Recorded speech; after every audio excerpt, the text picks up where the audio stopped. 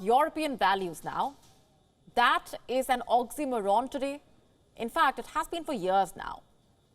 This phrase is used by the Brussels kleptocracy when they take a moral high ground, to preach or lecture other countries on ethics, principles, standards. They just love doing that, don't they? Today, the European Union cannot even afford to preach values. You see, the bloc for decades is believed to have set the standards of democracy, transparency, accountability. But tonight, we are calling it out for its hypocrisy. Suitcases loaded with cash have been found, phones and computers have been seized, senior European politicians detained. We have told you about the great European heist, which is the biggest corruption scandal to hit the European Union in 25 years. With fresh details emerging, what we can tell you is that this cash-for-favours scandal has completely shaken the roots of the European Union. Several European leaders systematically took bribes from gas-rich Islamic states in the Persian Gulf. Why? To whitewash these countries' dire human rights record. And the damage is of cosmic proportions. At the center of this scandal is Eva Kaili, 44-year-old serving member of the European Parliament and former Greek socialist vice president of the European Parliament. Investigative agencies found 150,000 euros in cash from her flat, which the prosecutors believe came from Qatar and Morocco. Her partner is also in custody. He has been accused of money laundering and creating a criminal organization. He has even confessed to a role in the bribery network.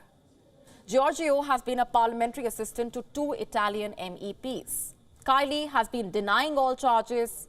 Kaili's father was also caught with 600,000 euros in cash. While the spotlight may be on Kaili, she may not be the key figure in this scandal. For that, we need to move to Rome from Brussels. Pier Antonio Panzeri, this is where the spotlight should be, in fact. He is a 67-year-old former Italian member of the European Parliament, and he is now charged with corruption and is in custody. Earlier this month, Belgium's intelligence service broke into his house in Brussels. They found an unbelievable amount of cash, 700,000 euros. Most of it in crisp, new 50-euro notes. 17,000 euros also seized from his home in Italy. His wife and his daughter also in custody, accused of being his accomplices. In 2019, Panzeri had also set up a human rights charity in Brussels. The irony is not lost on us. The board of this charity was stuffed with the great and good. Bernard Cazeneuve, former French Prime Minister Emma Bonino, former European Commissioner Federica Mogherini, former EU Foreign Policy Chief. It's important to note here that none of them are accused of any wrongdoing, but both Cazeneuve and Mogherini resigned after Panzeri was arrested. Now, there is no doubt that Panzeri had big names of Italian politics by his side. Investigators say Panzeri used this NGO as a vehicle for Qatar to influence the European Parliament. So far, 5 people are in custody, all except one of them Italian. They are all accused of corruption, money laundering, and criminal association. Many more are under investigation. So far, only one member of the European Parliament has been arrested, Eva Kaili. But how many MEPs are thought to be involved? More than 60. So why have there been no arrests, no more arrests? Well, that's because MEPs enjoy immunity from prosecution unless they are caught red-handed. So prosecutors are powerless unless the parliament votes to lift immunity in each case. Others who are accused of taking bribes are former MEPs, their assistants, heads of human rights charities, trade unions, and most are Italians, including members and former members of Partito Democratico, Italy's post-communist party. Reports on the investigations even say some of them have already confessed.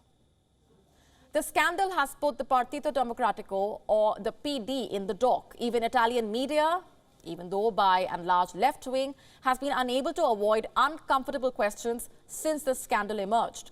Former leaders of the PD saying it's a spit in the face for the left, for Italy and for the European Union. Popular support for the party, which was devastated by a resounding defeat at the general elections, has dipped further. Some Belgian prosecutors are even calling the scandal the Italian job. But inside Italy, the media is silent. According to a poll released, 58% of Italians think what has emerged so far is just the tip of the iceberg of a system that is deeply corrupt. And we could not agree more. The stench of this scandal has traveled deep inside Italian political corridors. Will the bubble soon burst for other European members as well? Irrespective of the right or the left-wing politicians being involved, what is clear is that European leaders have not just betrayed their parties, but also their core beliefs, the voters who elect them and their countries. The scandal has left the European Union to be a swamp of corruption and hypocrisy. What we can tell you right now is that this certainly is not the end of the scandal. There are more details coming out, and it gets murkier each day. But for now, there are more questions than answers about this great European heist. WION now available in your country. Download the app now. Get all the news on the move.